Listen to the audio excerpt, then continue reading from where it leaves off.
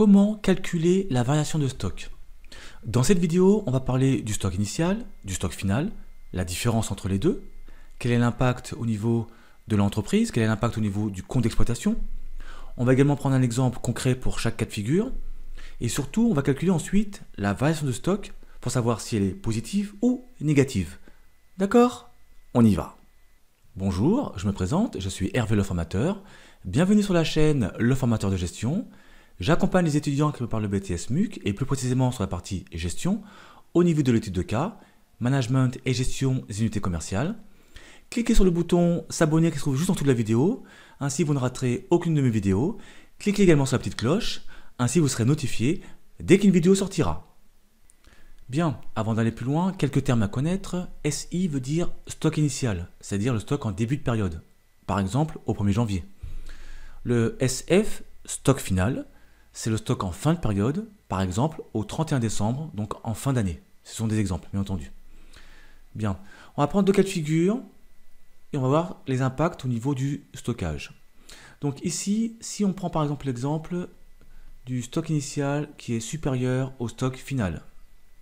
Donc exemple, stock initial égale 10 000, par exemple, et stock final égale, donc supérieur, donc ici 3000. Si on fait la différence entre le stock final et le stock initial, donc on va avoir 10 000 moins 3000, ça va nous donner 7000. Donc un montant positif. D'accord? En début d'année, j'avais 10 000 euros de stockage, de stock. En fin d'année, il me reste 3000, donc j'en ai moins. On a donc déstocké. Maintenant, on prend un autre cas de figure. Le stock initial est inférieur au stock final. On prend un exemple. Donc, SI, on va mettre par exemple bien 15 000.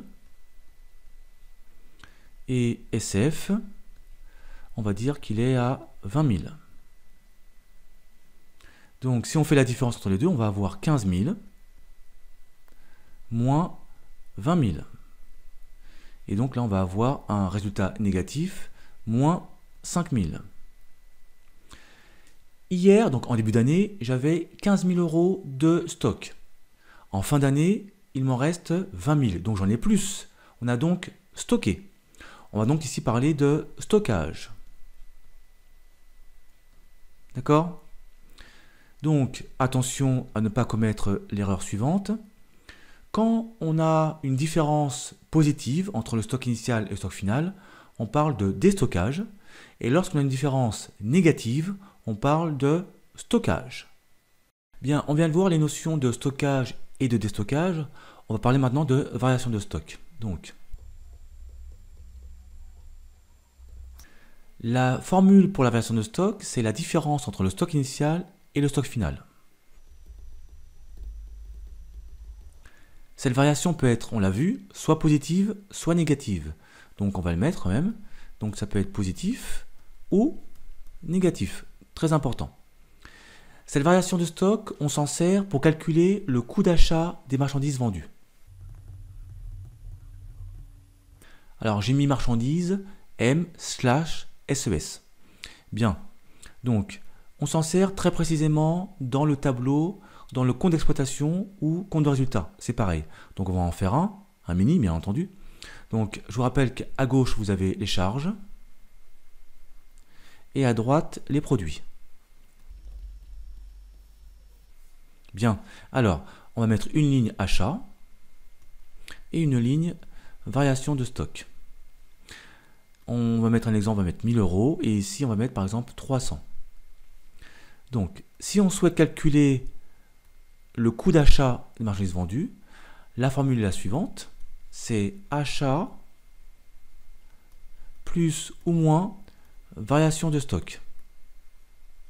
Donc si on applique, ça va être 1000 plus 300 égale 1300. D'accord? Puisqu'ici on n'a pas de signe, donc ça veut dire que le 300 c'est positif. On va prendre maintenant un autre exemple.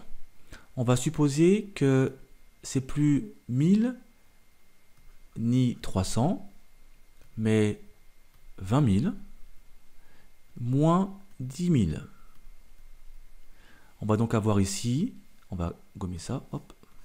On va donc avoir ici un autre calcul qui va être différent, bien entendu, qui va être le suivant. Ça va être ici 20 000 moins 10 000. Avec un 0, voilà. Ce qui donne donc, par différence, 10 000.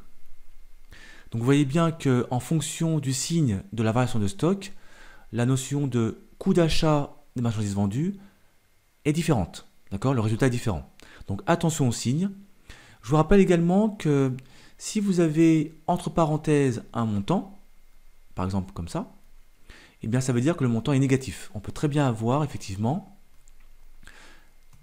moins 10 000 de cette manière-là avec la parenthèse. D'accord? Avec les parenthèses, il y en a deux. D'accord?